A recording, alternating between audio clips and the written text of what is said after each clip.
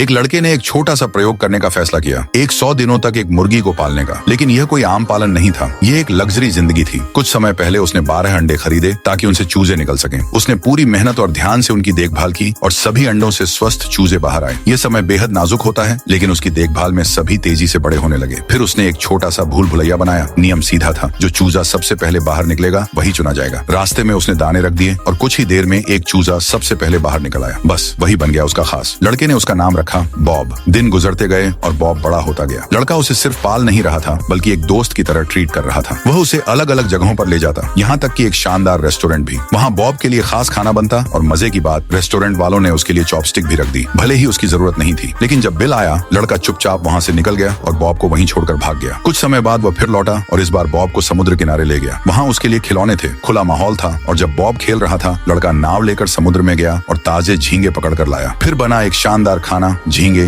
भुट्टा और shellfish. Bob ने मजे से खाया और गहरी नींद में सो गया। 50वें दिन उसने बॉब का जन्मदिन मनाया। एक बड़ा सा एग फ्राइड राइस केक बनाया गया और बॉब ने खुशी खुशी उसे खा लिया। जैसे जैसे उसके पंख बढ़ने लगे, लड़का उसे सैलून भी ले गया। नाई ने पहली बार ऐसा ग्राहक देखा और उसे एक शानदार लुक दे दिया। धीरे धीरे समय बीतता गया और आ गया 99वां दिन। इस दिन लड़के ने बॉब को हेलीकॉप्टर राइड करवाई। फिर आया आखिरी दिन, 100वां दिन। लड़के ने पूरा सिनेमा हॉल बुक किया और एक फिल्म दिखाई। बॉब की जिंदगी की कहानी, पहले दिन से लेकर 100वें दिन तक। सब कुछ परफेक्ट लग रहा था, लेकिन इसके बाद जो हुआ वो किसी ने नहीं सोचा था। घर लौटकर लड़के ने बॉब को पकाया, उस पर अलग अलग सॉस और चटनियां डाली और उसे खा लिया। एक शाही जिंदगी जिसका अंत इतना चौंकाने वाला होगा, किसी ने नहीं सोचा था।